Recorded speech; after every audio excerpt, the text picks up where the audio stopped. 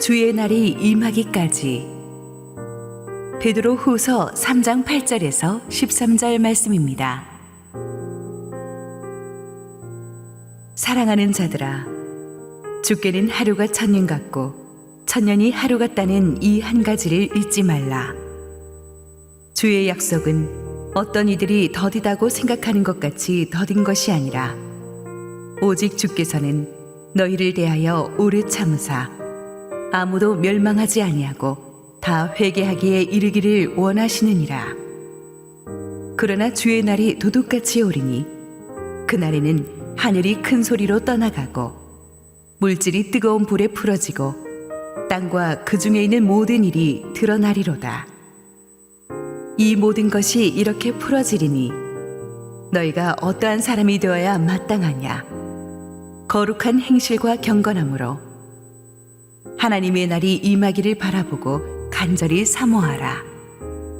그날에 하늘이 불에 타서 풀어지고 물질이 뜨거운 불에 녹아지려니와 우리는 그의 약속대로 의가 있는 곳인 새하늘과 새 땅을 바라보도다. 할렐루야. 우리 하나님께 감사와 영광의 박수를 올려드리겠습니다. 네, 복된 주일 새롭게 예배에 나오신 모든 성도님들과 또 온라인으로 함께 하시는 국내의 모든 성도님들을 주님의 이름으로 환영하고 축복합니다. 광고하신 대로 한홍 담임 목사님께서는 종교개혁 히스토리 성지순례 가운데 있습니다. 우리 목사님과 또 함께하는 모든 성도님들 가운데 안전하고 또 큰 은혜 가운데 돌아올 수 있도록 우리 성도님들의 많은 기도를 부탁드립니다. 잠시 기도한 후에 말씀 보겠습니다. 거룩하신 하나님 아버지, 변하지 않는 말씀이 우리 삶의 기준과 힘이 되어 주시길 간구합니다. 말씀을 통해 우리의 마음이 주께로 향하게 하시고 주님을 사랑하게 하여 주시옵소서. 예수님의 이름으로 기도드립니다. 아멘. 반복되고 단조로운 일상을 보내면 우리는 어제 무엇을 먹었는지, 지난주에는 무슨 일이 있었는지 그런 것들이 잘 기억나기가 어렵습니다. 그러나 가치와 의미 있게 보낸 하루는 생각나는 게 참 많습니다. 그만큼 내가 적극적으로 참여했고 마음을 쏟았기 때문일 것입니다. 이런 기억은 시간이 오래 지난다고 해도 쉽게 잊혀지지 않습니다. 기억의 뇌과학이라는 책에서 저자는 특별히 사람이 서로 사랑하고 사랑받고 있다는 걸 느낀 감정 기억은 사라지지 않는다라고 했습니다. 단순한 사건과 정보에 대한 기억은 쉽게 잊힐 수 있지만 사랑으로 묶여있는 기억은 지워지지 않는 것입니다. 여러분에게는 어떤 기억들이 사랑으로 묶여 오랫동안 간직되고 있습니까? 오늘 본문을 기록한 베드로에게는 바로 자신을 부르신 예수님을 따르며 그 사랑 안에서 겪은 일들이 아직도 선명하게 남아 있습니다. 베드로후서는 자신의 죽음이 임박했다라고 느끼면서 기록한 성경이에요. 실제로 순교하기 1년 전에 이 편지를 썼습니다. 이제 세상에서 자기가 받은 시간이 맞춰지고 있으며 주님이 재림하시기 전에 아마도 자신이 죽을 것을 느끼고 있습니다. 그래서 거대하고 화려하지만 부패하고 적대적인 로마와 네로 황제의 박해를 앞으로 견디면서 살아갈 성도들에게 소망을 가질 수 있도록 지금 유언적인 편지를 적고 있습니다. 베드로는 오늘 이 편지를 받는 성도들을 향해서 무엇이라고 부르고 있습니까? 사랑하는 자들아. 이 따뜻한 호칭에서 그동안 예수님께서 자신에게 맡긴 사명을 온전히 달려간 베드로의 변화를 우리는 알 수 있습니다. 베드로는 십자가를 앞두신 예수님을 3번이나 부인했었어요. 이후 놀라운 부활의 소식을 그는 들었지만 나는 고기 잡으러 가노라 라고 하면서 다시 생업의 현장으로 돌아갔습니다. 그런 베드로에게 예수님께서는 찾아가셔서 그를 다시 부르시고 사명의 자리로 회복시켜 주셨습니다. 내가 나를 사랑하느냐? 내가 주를 사랑하는 줄 주께서 아시나이다. 이 사랑이라는 것은 사랑하는 자와 사랑을 받는 자를 하나로 묶어줍니다. 사랑이라는 것은 내가 무엇을 사랑하는지 그 대상에 따라서 내가 그 대상에 묶인다는 것이에요. 세상을 사랑하거나 나를 1순위로 사랑하는 자라면 그는 결국 죽을 수밖에 없는 운명의 자신이 묶입니다. 그러나 영원하신 하나님, 예수 그리스도를 사랑하면 어떨까요? 하나님의 상속자이신 예수님과 함께 여러분은 영원한 나라에 거하는 것입니다. 베드로는 예수님을 사랑했습니다. 그러자 예수님은 베드로에게 내 양을 먹이라 라고 말씀하셨어요. 이 양떼를 먹일 양식은 무엇일까요? 사람은 하나님의 입으로부터 나오는 모든 말씀으로 산다라고 했습니다. 죄인에게 영생을 주기 위해 하나님의 말씀이 이 땅에 오셔서 우리에게 몸과 피를 내어주신 그리스도께서 우리의 참 양식입니다. 이런 예수님의 넘치는 사랑을 받은 베드로는 그 사랑 안에서 주께서 친히 자기에게 맡겨주신 양무리에게 오늘 말씀하고 있는 것입니다. 우리 베드로후서 3장 1절 2절을 함께 읽겠습니다. 사랑하는 자들아, 내가 이제 이 둘째 편지를 너희에게 쓰노니 이 두 편지로 너희의 진실한 마음을 일깨워 생각나게 하여 곧 거룩한 선지자들이 예언한 말씀과 주 되신 구주께서 너희의 사도들로 말미암아 명하신 것을 기억하게 하려 하노라. 아멘.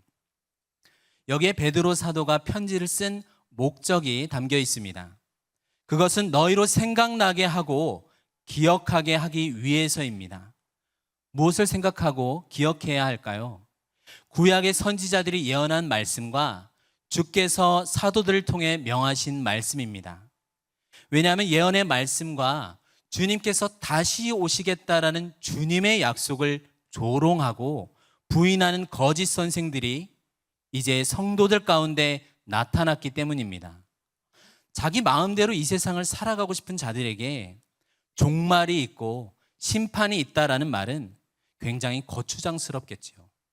그들은 이 땅이 전부라고 여기면서 탐욕과 죄악대로 살아가는 게 참 자유라고 주장하고 이게 진짜 멋진 거야 라고 자랑하고 싶어 합니다. 그런데 이 세상에 끝날이 있고 심판을 말하는 이 성경은 부담스럽죠. 그리고 이 말씀을 믿는 성도들이 매우 불편한 것입니다. 우리가 말씀을 기억하는 게 왜 중요할까요? 새롭게 창조하시고 존재를 변화시킬 수 있는 분은 오직 하나님뿐이십니다. 인간은 창조주가 아니에요. 세상의 종말이나 이제 새롭게 되는 재창조를 이렇다 저렇다 말할 권한이나 능력은 사람에게 있지는 않습니다. 100년을 채 살기 어려운 유한한 인간에게 자기가 창조하지도 않은 이 세상이 어떻게 될 것인가에 대해서 확신 있게 말하는 것이야말로 얼마나 어리석고 무지한 일인가요? 그래서 사람이 해야 할 일은 이런 변화를 이루실 수 있는 하나님의 말씀을 기억하는 것입니다. 전도서의 결론이 일의 결국을 다 들었으니 너희는 하나님을 경외하고 그의 명령들을 지킬지어다. 이것이 사람의 본분이라 이렇게 말씀했습니다. 원문을 보면 이것이 사람의 전분이라 라고 말합니다. 우리 베드로후서 1장 16절 17절을 함께 읽겠습니다.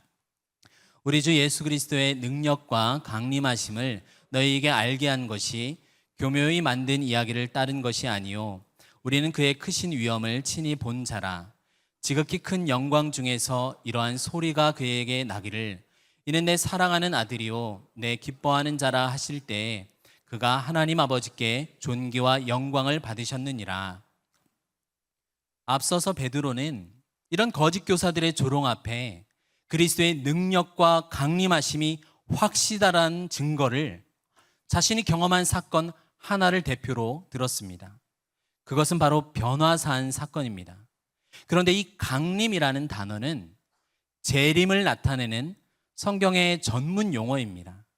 베드로는 변화산에서 예수님께서 누구신지 분명하게 드러났을 뿐 아니라 예수님의 재림과 관련된 경험을 했다라고 말하는 거예요. 아직 예수님께서는 십자가를 지시기도 전인데 베드로는 왜 그렇게 말할 수 있을까요? 변화산에서 영광 중에 변모하신 예수님 옆에 모세와 엘리야가 함께 등장했습니다. 이들이 영광 중에 나타나서 예수님과 무슨 이야기를 의논했죠? 바로 예수님께서 예루살렘에서 출애굽을 이루실 것이었습니다. 모세와 엘리야는 구약의 율법과 선지자를 대표하는 인물입니다.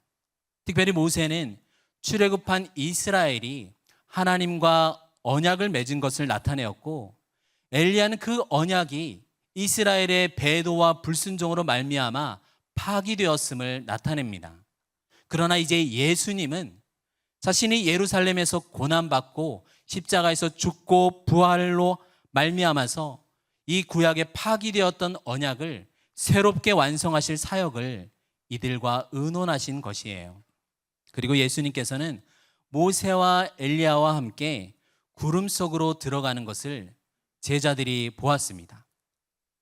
잠시 지금 우리가 영화를 보다가 마치 일시정지를 누른 것처럼 이 장면을 한번 멈추고 보면 어떨까요? 구름이 왔어요. 예수님과 모세와 엘리야를 덮었습니다. 모두가 구름 속으로 들어갔습니다. 이 모습은 마치 보이지 않고 초월적인 나라로 올라가시는 예수님의 승천 장면을 연상케 됩니다. 동시에 모세와 엘리야 뒤에 성도들만 나타나면 어떨까요? 다시 영광 중에 오실 예수님의 재림 장면이 됩니다. 그러니까 변화산에서 예수님은 인성 안에 감추신 참 하나님이신 것을 드러낸 것이 분명한데, 이 신성의 모습은 부활의 영광뿐만이 아니라 예수님께서 장차 오실 때 그 영광스러운 모습으로 변화하신 것이에요. 예수님의 변화된 모습에서 그의 왕적인 위엄과 재림 때 나타날 영광이 지금 함께 있는 것입니다. 이미 예수님은 제자들에게 부활 이후에 재림까지를 보여주고 계신 것입니다. 그리고 하늘로부터 난 하나님의 소리도 중요합니다. 이는 나의 아들 곧 택함을 받은 자니 너희는 그의 말을 들으라 라고 했습니다. 나의 아들이라고 하는 시편의 말씀, 택함을 받은 자라는 이사야의 말씀, 그의 목소리를 들으라 라고 하는 출애굽기의 말씀이 복합적으로 인용되었어요. 출애굽기부터 이사야까지 성경의 전체 구속사에서 한 인물에 대해 하나님께서 말씀하신 예언이 녹아져 있습니다. 그래서 성경의 증언이 하나님의 목소리와 일치한다는 것을 우리에게 보여주고 있어요. 가끔 어떤 자들이 내가 하나님의 계시를 받았다고 이야기하거나 내가 하나님께로부터 말씀을 들었다라고 합니다. 또는 천국과 지옥을 다녀왔다라고도 이야기를 하기도 합니다. 몇 년, 몇 월, 며칠에 재림이 있을 것이라고 떠들어서 무리를 일으킨 자들도 있었습니다. 그러나 그것이 성경 말씀과 일치하지 않고는 모두 거짓일 뿐입니다.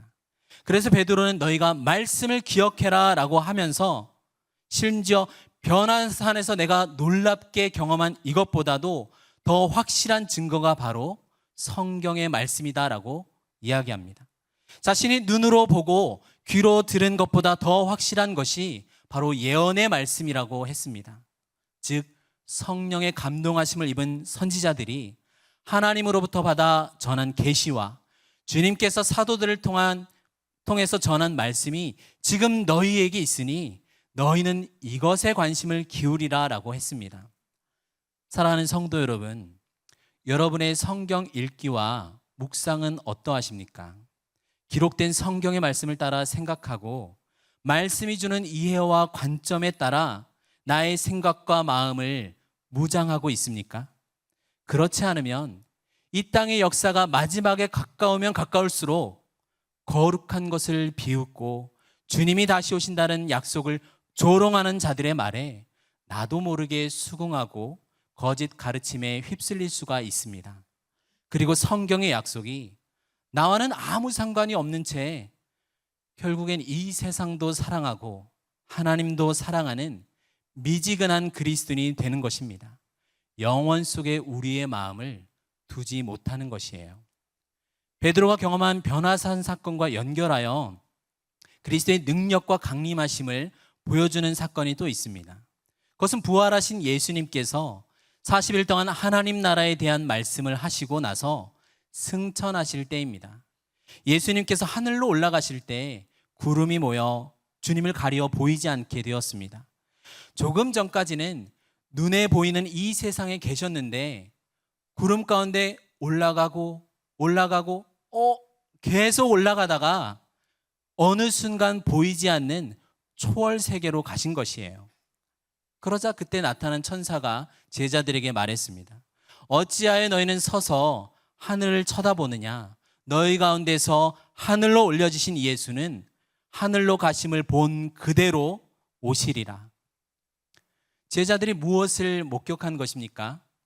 부활 이후에 새로워진 존재로 하늘로 올라가시는 예수님을 통해서 온 우주를 통치하시는 절대자의 모습을 본 것입니다. 그리고 승천의 모습이 바로 재림의 모습이라는 사실을 알았어요. 승천과 재림이 연결되어 승천부터 재림 때까지 하늘보좌 우편에서 이 역사와 세상을 통치하시는 예수님의 천상 사역을 본 것입니다. 당시 유대인들도 이 역사가 맞춰지는 세상 끝날에는 부활이 있을 거라고 모두가 믿었습니다. 그러나 제자들은 이 마지막이 아니라 역사의 한 복판에서 죽은 자들 가운데 살아나신 예수 그리스도의 부활을 목격했습니다. 죄와 사망을 정복한 의로우신 예수님 안에서 죽은 자의 부활이 있다는 것을 알게 되었습니다. 이것은 단지 제자들이 눈으로 보고 귀로 들었기 때문만은 아닙니다. 승천하신 예수님께서 약속대로 성령을 보내주셨기 때문에 알게 되었어요. 성령을 통해 이 세상에서도 오는 세상의 부활의 능력과 기쁨과 소망을 누리게 되었어요. 성령께서는 예수님에 대해 예언했던 구약의 모든 선지자들의 말씀을 깨닫게 하셨습니다. 주님께서 이 땅에 하신 말씀도 이것이 주님을 가리켜 한 말씀이구나라고 알게 하셨어요. 그렇기 때문에 이 세상과 역사, 성경의 모든 말씀이 오직 그리스도 안에서 완성된다는 것을 믿게 되었습니다. 제자들이 전한 복음의 핵심이 무엇인가요? 부활하신 예수님께서 온 우주의 주님이시고 구원자가 되신다는 것입니다. 이제 예수 그리스도의 부활로 첫 추수는 이미 시작되었고 본 추수가 곧 올 것이라는 그렇게 복음을 긴급하게 전했기 때문에 3,000명, 5,000명이 회심하게 된 역사가 일어난 것입니다. 그러나 예수님께서 재림을 약속하신 지 수십 년, 수백 년, 이제 2000년이 지났습니다. 오랜 세월이 흘렀지만 아직도 재림의 약속이 이루어지지 않는 것을 보면서 과연 이 약속은 이루어질 것인가라고 의문을 품는 것이 어떤 점에서는 자연스러운 반응일 수 있습니다. 기다려온 시간이 길면 길수록 기대와 기다림은 약해지고 수그러집니다. 그런데 이런 자연스러운 심리를 이단들은 더욱 부추기는 거예요. 그리스도의 재림의 약속을 비웃고 이것은 있지도 않고 이루어질 수 없다라고 조롱하는 것입니다. 거짓 교사들은 시간이 지나는데도 그리스도의 재림이 오지 않는 것은 하나님께서 약속을 지키지 않는다라고 주장합니다. 그러나 이 주장은 틀렸습니다. 우리 8절을 함께 읽겠습니다. 사랑하는 자들아, 주께는 하루가 1000년 같고 1000년이 하루 같다는 이 한 가지를 잊지 말라. 시편 90편 4절을 인용한 이 말씀은 우리의 제한된 시간 개념을 하나님께 적용하는 것은 적절하지 않다라고 말합니다. 우리에게는 삶이 한순간씩 다가옵니다. 한순간이 지나가야 다음 순간이 찾아옵니다. 이러한 시간의 과거와 현재, 미래의 진행 안에서 우리는 존재합니다. 그러나 하나님은 어떠신 분인가요? 시간을 창조하신 영원한 분으로서 시간에 매여 있지 않으세요. 여러분, 1000명이 이곳에서 동시에 1분 동안 기도한다면 어떨까요? 우리는 1분이라는 짧은 순간 이 1000명의 기도를 하나님께서 들어야 한다라고 생각합니다. 하지만 하나님은 1000명의 기도를 들으실 수 있는 여유가 영원 무궁히 있으신 분인 거예요. 마치 소설 속의 주인공은 소설 안에 있는 시간에 매여 있는 것과 같습니다. 하지만 이 소설을 기록하고 있는 작가는 주인공의 시간에 매이지 않고 모든 시간대를 뛰어넘으면서 주인공과 둘러싼 사건 전체를 보는 것과 같습니다. 그래서 이 시간의 질서와 한계 안에 살아가는 우리와 시간을 지으신 분으로 시간을 초월하는 하나님께는 이 시간이라는 것이 똑같은 것일 수 없다라는 것을 베드로는 말하고 있는 거예요. 2000년이나 지났으니까 이제는 약속이 이루어질 소망이 없다는 판단은 시간의 제한을 받고 있는 사람에게나 합리적으로 여길 뿐입니다. 시간을 초월하시는 하나님께는 이것이 결코 더딘 것이 아니에요. 또한 주의 날이 도래한다는 것은 단순한 물리적인 시간이 흘러서 끝날 시간이 되었기 때문에 오는 것이 아닙니다. 주의 약속이 이루어지는 것은 시간이 차는 문제가 아니라 내용이 채워지는 문제이기 때문입니다. 하나님께 시간이란 단순한 이 길이로서의 문제가 아니라 인물과 사건이 주는 의미가 더욱 결정적입니다. 우리 9절, 10절을 함께 읽겠습니다. 주의 약속은 어떤 이들이 더디다고 생각하는 것 같이 더딘 것이 아니라 오직 주께서는 너희를 대하여 오래 참으사 아무도 멸망하지 아니하고 다 회개하기에 이르기를 원하시느니라. 그러나 주의 날이 도둑같이 오리니 그날에는 하늘이 큰 소리로 떠나가고 물질이 뜨거운 불에 풀어지고 땅과 그 중에 있는 모든 일이 드러나리로다. 시간을 초월하시는 하나님께는 너희의 느낌에는 더딘 것이 실제로 더딘 것이 아니라고 말합니다. 오히려 죄인들에 대하여 오래 참으심으로 아무도 멸망하지 않고 다 회개하기를 원하시는 깊은 사랑의 관점으로 이것을 보아야 한다는 거예요. 돌아와야 할 하나님의 자녀들이 다 돌아오게 되면 끝이 나는 것입니다. 세상의 어느 부모일지라도 집을 나간 자녀가 아직 집에 돌아오지 않았는데 집 문을 걸어 잠그고 다른 곳으로 떠날 수 있습니까? 탕자가 아버지를 떠난 그날 그 시점을 기점으로 아버지의 시간은 멈춰 있는 것이고 탕자가 드디어 돌아와 회개하며 아버지의 품에 안기는 그 순간 멈춰 있던 시간이 다시 흐르는 것이에요. 예수님께서 이 땅에 오셔서 십자가에서 죽고 부활을 이루신 사건부터 이미 종말은 시작되었습니다. 이 마지막 때에 예수님께서 오신 것은 바로 우리 성도들 때문입니다. 그러나 아직 하나님께서는 구원하실 양들이 남아 있습니다. 하나님께서 종말의 심판을 늦추시는 이유가 순전히 오래 참으셔서 구원에 들어오지 못하는 자들이 하나도 없게 하시기 위함입니다. 우리 9절 후반부의 말씀을 다시 한번 보면서 여러분 자신의 이름을 또는 아직 믿지 않는 가족의 이름을 한번 넣어볼까요?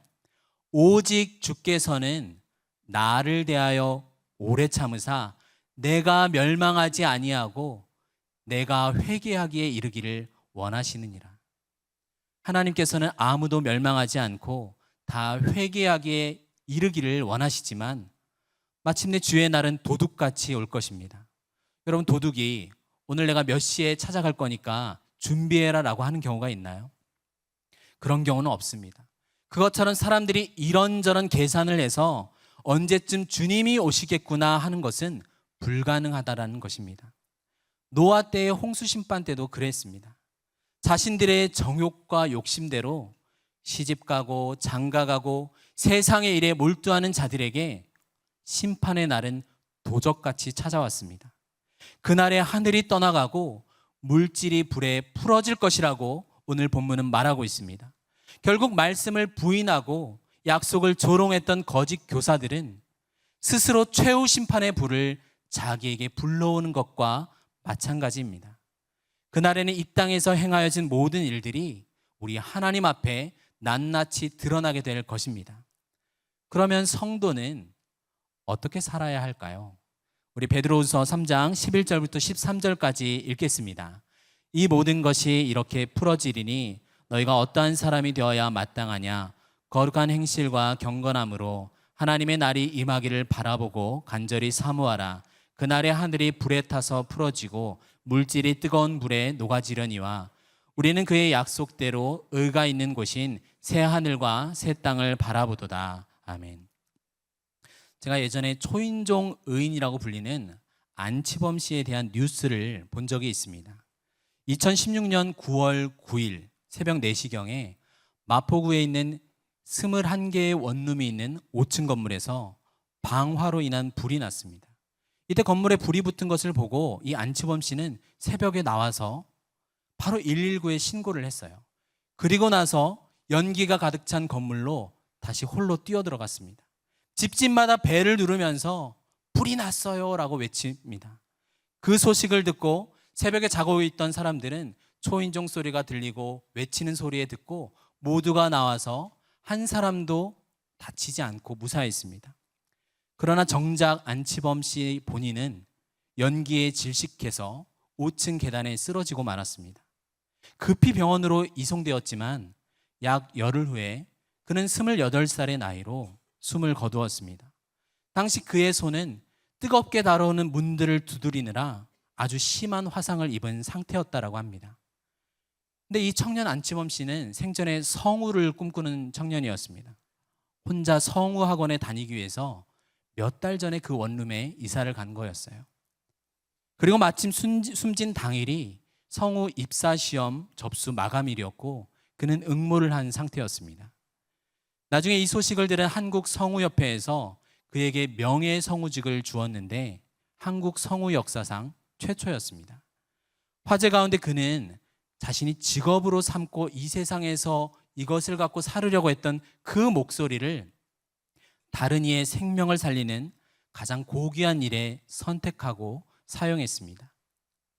우리는 이제 이 세상의 불의 심판으로 타서 해체되고 붕괴될 것을 말씀을 통해서 확실히 보았고 들었습니다. 그렇다면 우리는 어떠한 사람으로 사는 것이 맞을까요? 심판의 날에는 여러분이 쌓아두었던 돈도 마련한 아파트도 졸업장도 어떤 자랑과 명예도 사라질 것이지만 오늘 말씀에서는 성도의 거룩한 행실과 경건이 남는다라고 했습니다. 보통 거룩하게 살라고 하면 술, 담배 하지 않고 남을 미워하거나 방탕과 관련되어 우리는 생각할 수 있지만 베드로서에서 말하는 거룩은 나그네와 여행자로 여기면서 이 세상을 살아가라는 것입니다. 그렇다고 현재를 살아가기 위해 여러분에게 주신 모든 것들을 다 버리라는 말이 아닙니다. 우리에게는 새 하늘과 새 땅이 있다라는 것이에요. 내가 하나님의 의가 다스리는 영원한 종착지를 소망하며 그렇게 산다라는 것을 여러분은 무엇으로 보일 수 있을까요? 나의 시간과 물질, 관심을 현재 어떻게 사용하고 있는지를 보면 알 수 있습니다. 사랑하는 성도 여러분, 여러분은 주님께서 재림하실 때 남아있을 영원한 것을 투자하고 있습니까? 아니면 결국 불에 타 없어질 것들을 추구하고 있나요? 여러분의 삶을 이끌고 가고 있는 것은 세상입니까? 아니면 하나님의 말씀입니까? 경건은 이 세상과 하나님 사이에서 언제나 하나님을 선택하는 신앙을 가리킵니다. 또한 거룩은 더럽고 썩어지고 있는 이 세상 속에 있는 죄인들을 하나님 앞에 인도하는 제사장으로 살아가는 것입니다. 우리는 이 세상에서 내가 하고 싶은 일들을 다 하면서 복음을 전할 수는 없습니다. 단순히 악하지 않게 사는 것이 아니라 예수 그리스도의 복음을 자랑하고 선포하며 살아가는 것입니다. 하나님께서 여러분에게 허락하신 오늘 하루는 나의 구원을 이루시면서 동시에 가족과 친척과 지인들, 이 타인들의 구원을 동시에 이루어 가시는 하루입니다. 얼마나 많은 그리스도인들이 주께서 다시 오시는 그날을 정말로 간절히 기다리고 있을까요? 초대교회 때보다 우리가 그리스도의 재림에 더욱 가까이 있음에도 이 문제가 우리의 최고의 관심사가 되지 못하는 이유는 이미 임한 하나님 나라의 의와 평강과 기쁨을 지금 여기서 내가 누리지 못하고 있기 때문입니다. 세상을 사랑하지 말라고 해서 억지로 세상이 미워지지는 않습니다. 우리를 향한 하나님의 사랑과 영생의 능력이 우리 속에서 강하게 역사하실 때 무질서한 세상의 사랑을 밀어내는 것입니다. 여러분은 다시 오실 예수님을 기다리기에 충분한 사랑을 준비하셨습니까? 하나님의 사랑은 말씀을 기억할 때 우리에게 부어집니다. 그래서 우리는 성경을 더 읽어야 합니다. 사람을 낚는 어부가 되어 마지막까지 베드로가 던진 이 말씀의 그물을 여러분들의 영혼은 깊은 곳에 내려야 합니다. 그리스도의 이 처음 오심과 다시 오심의 간극을 그동안 하나님께서는 무엇으로 채우셨을까요? 자기 백성에게 성경을 주시고 모든 성도들이 이것을 공유하며 날마다 예배함으로 이 시간을 채웠습니다. 우리와 우리의 다음 세대도 마찬가지입니다. 우리 남편은, 우리 아내는, 우리 엄마와 아빠는 고난 속에서도 소망을 절대 잊지 않고 하나님을 사랑하고 예배하고 찬송하고 기도했어. 이렇게 우리가 주를 고백하며 하나님 앞에 드리는 모든 예배를 통해서, 그리고 우리의 삶으로 드리는 예배를 통해서 다음 세대는 신앙을 물려받게 될 것입니다. 화려한 세상의 유혹 속에서도 하나님을 선택하고 예배하며 소망을 가지고 살아가는 것, 이 삶이 다음 세대로 이어지는 것입니다. 그러하다가 마침내 시간의 충만함이 도래했을 때 우리는 약속대로 우리의 의가 되시는 예수 그리스도께서 거하시는 새 하늘과 새 땅에서 영원히 거할 것입니다. 기도하겠습니다.